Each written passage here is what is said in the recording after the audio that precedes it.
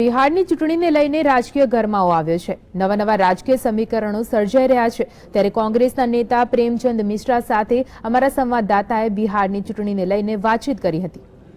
बिहार विधानसभा चुनाव को लेकर के काफी बैठकें हो रही हैं, काफी अटकलें भी लगाई जा रही, लेकिन क्या पूरा मामला है, तस्वीर कब तक साफ होगी, इसी मसले पे हम बातचीत करेंगे कांग्रेस के प्रवक्ता प्रेमचंद मिश्रा जी से।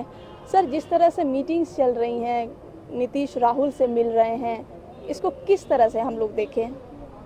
ये एक सामान्य राजनीतिक प्रक्रिया का हिस्सा है। आप जानती हैं कि बिहार में नीतीश कुमार सरकार को कांग्रेस का समर्थन प्राप्त है, तो अगर नीतीश कुमार जी दिल्ली आकर श्री राहुल गांधी से मिलते हैं, ये एक शिष्टाचारवश भेंट होगी। दोनों एक ऐसे नेता हैं जिनकी सोच और विचारधारा में काफ़ी हद तक समानता है।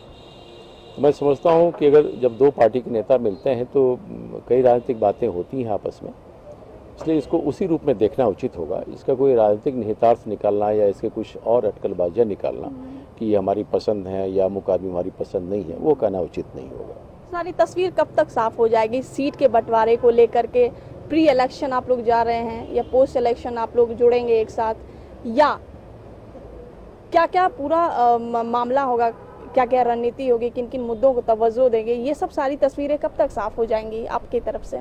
देखिए, कांग्रेस का मानना है कि बिहार में जो तमाम सेक्युलर पार्टियां हैं उनके बीच में एक अंडरस्टैंडिंग डेवलप हो और हम मिलजुल कर चुनाव लड़ें। क्योंकि हम समझते हैं अगर सभी सेक्युलर पार्टियां वहां एक मजबूत गठबंधन तैयार करती हैं तो भारतीय जनता पार्टी को आसानी से परास्त किया जा सकता है।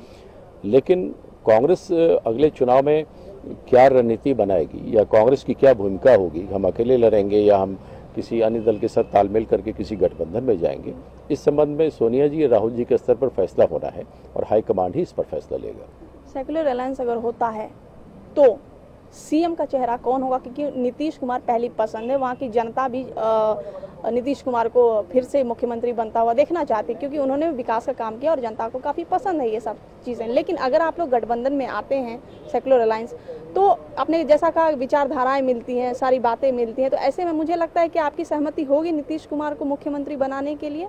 देखिए, जब ऑलरेडी हम नीतीश कुमार को बतौर चीफ मिनिस्टर समर्थन दे रखे, तो यह सीएम का चेहरा कौन होगा यह हमारे लिए इम्पोर्टेंट नहीं है, यह बीजेपी के लिए इम्पोर्टेंट है। वो विपक्ष में है, वो बताए कि उसका चेहरा कौन है।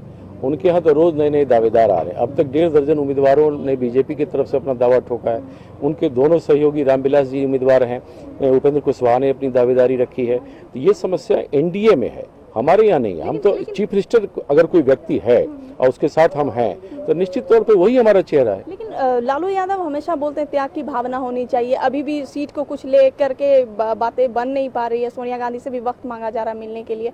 तो खैर इस पे ज़्यादा जोर नहीं देना चाहूँगी क्योंकि व्यस्तता होती है, शायद इसलिए टाइम नहीं दे पा रही सोनिया गांधी। लेकिन जिस तरह से लालू यादव हस्तक्षेप कर रहे हैं अब, तो क्या लगता है कहीं ना कहीं ये तस्वीर धुंधली हो रही है लालू यादव की तरफ से? मैं इतना ही कह सकता हूं कि बिहार के तमाम सेक्युलर पार्टियां एकजुट होकर चुनाव लड़ेंगी और मुख्यमंत्री पद को लेकर हमारे यहाँ कोई समस्या नहीं है। सीएम का चेहरा कौन होगा वो कोई समस्या नहीं है। सबके सब एकजुट होकर लड़ेंगे और नीतीश कुमार के नेतृत्व में लड़ेंगे। बहुत बहुत शुक्रिया हमसे बातचीत करने के लिए। तो जाहिर तौर पर जिस तरह से कांग्रेस ने साफ तौर पर यह कह दिया है कि गठबंधन तो हमारा होगा ही, लेकिन नीतीश कुमार के नेतृत्व में ही हम चुनाव लड़ेंगे, क्योंकि कांग्रेस पहले ही नीतीश कुमार को सीएम पद का चेहरा बिहार के लिए मान चुका है। कैमरामैन कुणाल मेहरा के साथ प्रियंका सिंह राजपूत, GSTV।